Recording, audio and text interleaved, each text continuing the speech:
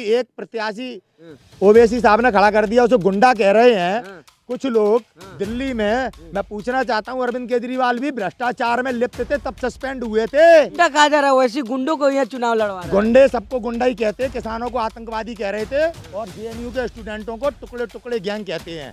समझ में आई? इनकी वास्तविकता और इनका चरित्र पूरी दिल्ली समझ गई है। परिस्थिति है मुसलमानों की देश में, आज मुसलमान बोल नहीं पा रहा है, आज मुसलमान अपने कारोबार नहीं कर पा रहा है, मुसलमान को झूठे मुकदमों में एनकाउंटर कराया जा रहा है क्योंकि मुसलमान बट गया। केजरीवाल बी टीम में भाजपा के और लोग कहते हैं वैसी बी टीम में बीजेपी के। अरे ओवैसी साहब की पता नहीं मुझे बी टीम है कि सी टीम है कि ए टीम है। अरविंद केजरीवाल की बी टीम होने का प्रमाण दे रहा हूं और आने वाले समय में आपको दिखाई दे जाएगा कि अरविंद केजरीवाल जी आम आदमी पार्टी, अरे भारतीय जनता पार्टी की बी टीम है। जहां भाजपा का वर्चस्व खत्म हो जाता है वहां पर आपकी ये पार्टी पहुंच जाती है, आम आदमी पार्टी। नमस्कार, आप देख रहे हैं 24 न्यूज में, आपके साथ राशिद कमाल। दिल्ली चुनाव का जो है अनाउंसमेंट अभी नहीं हुआ है, लेकिन जिस तरह से जो तमाम पार्टियां जो है, बीजेपी हो, कांग्रेस, एमआईएम हो, तमाम पार्टियां जो है चुनाव में जो है उतर चुकी है, दमखम दिखा रही है। टिकट के बंटवारे भी हो रहे हैं।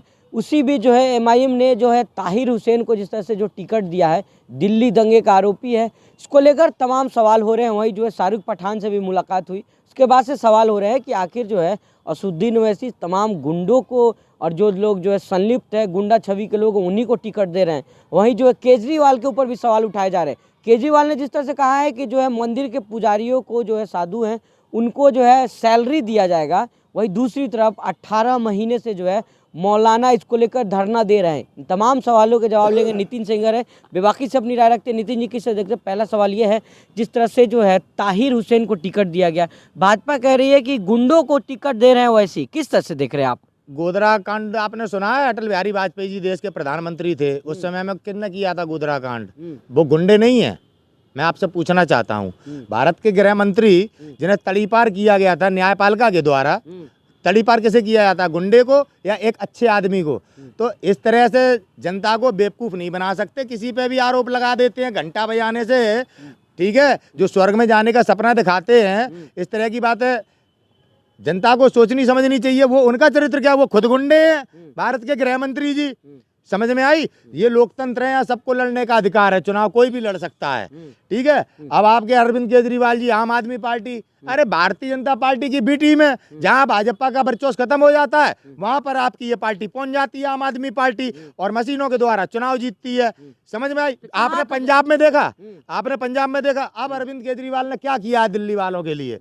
लालच देके कभी 18,000, अब बीजेपी की नीति आ गई ना, अब 18,000 रुपए क्या मंदिर में घंटा बजाने वालों को 18,000 रुपए मिलेंगे, ठीक है? माताओं बहनों को 2100 रुपए मिलेंगे, और जो रिक्शा चला रहे, ऑटो चला रहे हैं, इनको बीमा मिलेगा, ठीक है? ये लालच हमारे बच्चों का भविष्य छीन रहे हैं। महंगाई से एक तरफ लालच, गरीबों के मसीहा कहा जा रहा है, भाई हो तो केजरीवाल जैसा। ये राजनीति है, कोई मसीहा नहीं है। जीएसटी लगा के हमें लूटा जा रहा है। कहाँ गैस पहुंच गई? महंगाई डाइन 3 के लिए 100 दिन में महंगाई खत्म करने आए थे ना मोदी जी। अब देखो कैसे गैस पे दाम बढ़ा दिए, सीएनजी कैसे बढ़ गई, 18% शिक्षा पे टैक्स ले रहे हैं, दूध दही नमक पे टैक्स लगा रहे हैं। ये तो केवल वोट लेने के लिए, लालच, एक माहौल बनाने के लिए, बाकी काम तो मशीन को करना है। 18 सीटें आई थी पहले चुनाव में, उसके बाद में पूरी 67 ले गए। ये मशीनों का कमाल है, इनको वोट नहीं मिल रहा था केजरीवाल को। बिल्कुल बी टीम है भाई। भारतीय जनता पार्टी की सरकार है, मध्य प्रदेश में क्यों नहीं जाते चुनाव लड़ने अरविंद केजरीवाल? उत्तर प्रदेश में क्यों नहीं सभी सीटों पे चुनाव लड़ते अरविंद केजरीवाल? हैं? वहीं क्यों जाते हैं जहाँ पे बीजेपी का वर्चस्व खत्म हो जाता है, जैसे कि हरियाणा में, वहां पहुंच गए आम आदमी वाले, ठीक है?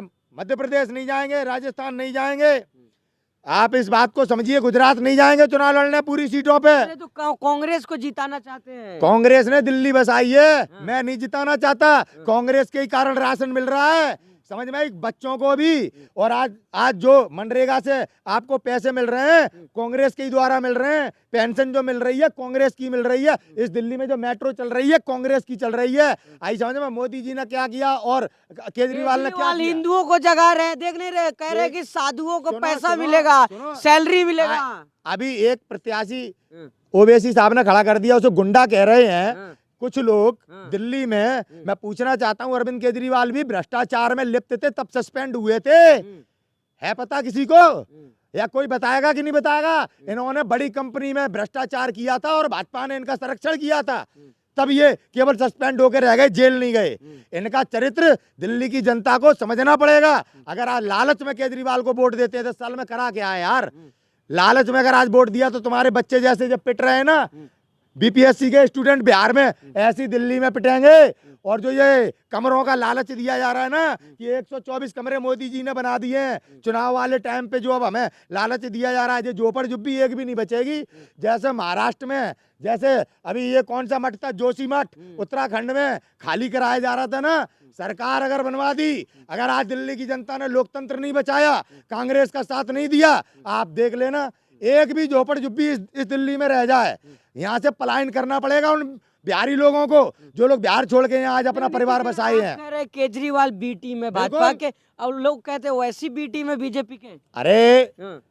ओवैसी साहब की पता नहीं मुझे बी टीम है कि सी टीम है कि ए टीम है। अरविंद केजरीवाल की बी टीम होने का प्रमाण दे रहा हूं, और आने वाले समय में आपको दिखाई दे जाएगा कि अरविंद केजरीवाल और भाजपा एक है। एक है कि केजरीवाल फ्री देख करता है और भाजपा उधर से टैक्स बढ़ा के वसूली करती है। इस राजनीति को समझना पड़ेगा दिल्ली वालों को। 200 यूनिट बिजली फ्री में नहीं मिल रही, एलईडी लगाने से 200 यूनिट बिजली आपने बचा के दे दी है गवर्नमेंट को, और महंगाई के माध्यम से पूरे देश से बिजली प्राइवेट कर दी है। समझ में आई? लूट रहे हैं पूरे देश को, कुछ मुट्ठी भर लोगों को लालच दे के। दिल्ली राजधानी है, राजधानी को बचाना पड़ेगा, आज इस लालच से बचना पड़ेगा। वैसी क्यों लेकर केजरीवाल कह रहे हैं कि जो है भाजपा जिताने आ गए दिल्ली में वैसी। भैया हाँ। बीजेपी केजरीवाल पे आरोप लगा रही है, केजरीवाल बीजेपी पे आरोप लगा रहे हैं, राज्यपाल को रोज चिट्ठियां जा रही हैं, कभी आतिशी जी कभी कोई। तो ये केवल दिल्ली की जनता को टोपी पहनाने का काम कर रहे हैं, लालच देके दिल्ली की जनता की मानसिकता को की सोच ना पाए। भारत की राजनीति को समझना पड़ेगा। प्रत्येक दिल्ली वासी को आज अपनी दिल्ली को बचाना है, अपने अधिकारों को बचाओ। जेएनयू यूनिवर्सिटी की क्या हालत है, क्या हालत है तमाम कॉलेजों की, स्कूलों की। मन आए तब दंगा हो जाता है। क्या केजरीवाल की सरकार में दिल्ली में दंगे नहीं हुए? और किस तरह से निर्दोष लोगों को उन मुकदमों में जेलों में बंद किया गया, और जो मुकदमा और जो दंगा कराने के मुख्य आरोपी थे कपिल मिश्रा जैसे लोग जो इनकी पार्टी में विधायक हैं, इन पर क्या कार्रवाई हुई? तीर्थ यात्रा पे केजरीवाल भेज रहे हैं, बोले जाइए राम मंदिर घूम आप इस लालच को देके तीर्थ यात्रा पर भेज रहे हैं, कोई एहसान नहीं कर रहे, अपने घर में से नहीं भेज रहे। और ये 30,000 करोड़ जो लग रहे हैं कुंभ में, जो कि अपनी जेब से लग रहे हैं, हमारे ही पैसा देश का टैक्स लगाकर उद्योगपतियों को कमाई दी जा रही है। ये दिल्ली वासियों को समझना पड़ेगा, ये दिल्ली की जनता को आज समझना पड़ेगा। छोटे पे माँ बच्चे से कहती है जब बच्चा 5 साल का होता है कि कोई टॉफी दे तो मत लेना। आज दुर्भाग्य है कि अपनी परिस्थितियों से नहीं लड़ पा रहे हैं। जिन आज परिस्थितियां किसने खराब की? मोदी जी ने।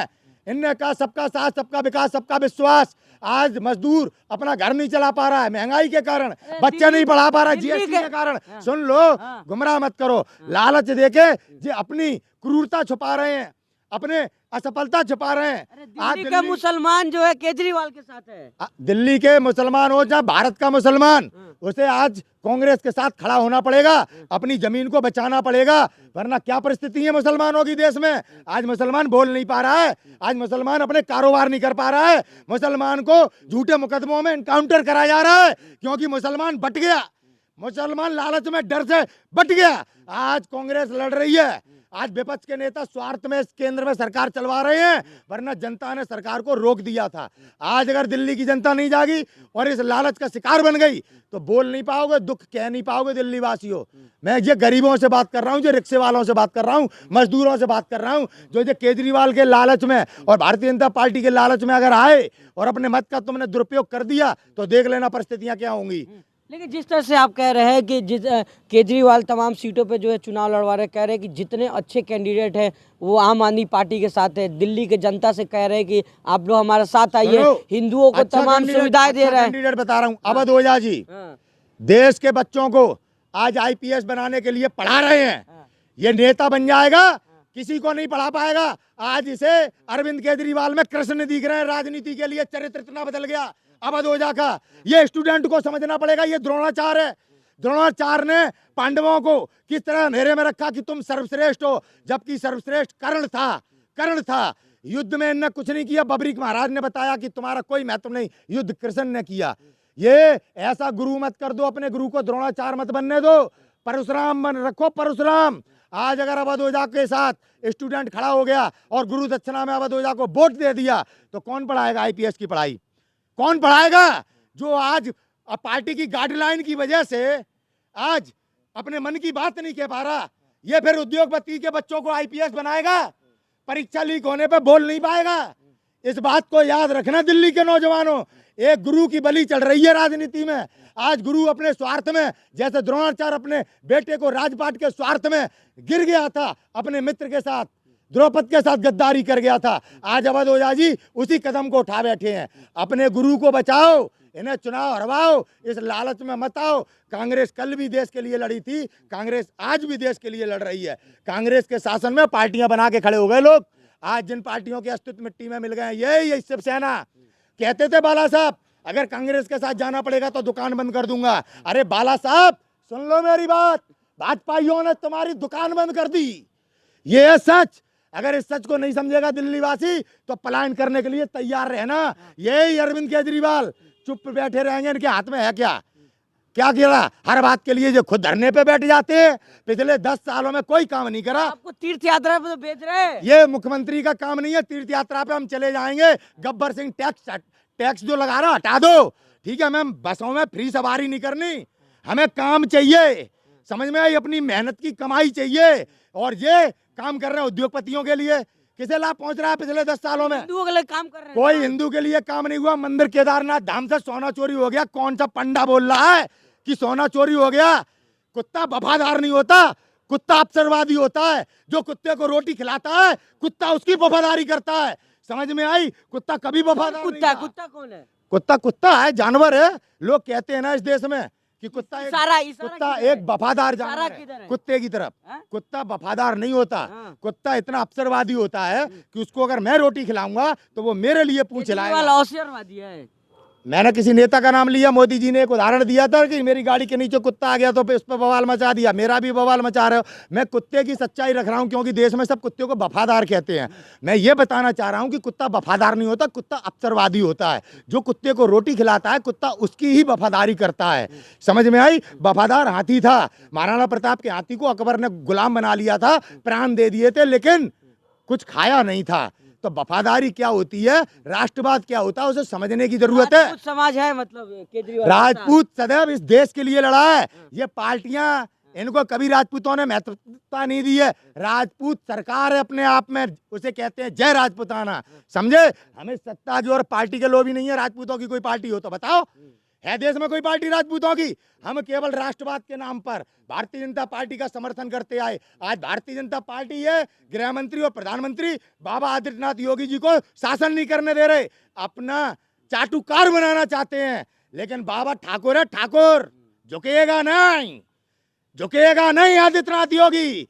समझ में आई? इस गुजराती लॉबी के सामने इस बात को समझ ले गुजराती, समझ में आई? लेकिन गुंडा कहा जा रहा है, वैसे गुंडों को यहाँ चुनाव लड़वा रहा है। गुंडे सबको गुंडा ही कहते हैं। किसानों को आतंकवादी कह रहे थे और जेएनयू के स्टूडेंटों को टुकड़े टुकड़े गैंग कहते हैं। समझ में आई? इनकी वास्तविकता और इनका चरित्र पूरी दिल्ली समझ गई है। अगर दिल्ली ने आज अपनी कांग्रेस के साथ खड़े होकर संविधान को बचाने के लिए मतदान नहीं किया तो याद रखना, गुलाम हम थे आज से 77 साल पहले, हम फिर गुलाम बन जाएंगे। और आज जो सत्ता में बैठे हैं, जो वही हैं जो हमारा खून चूसते थे, अंग्रेजों की चाटुकरताई करते थे।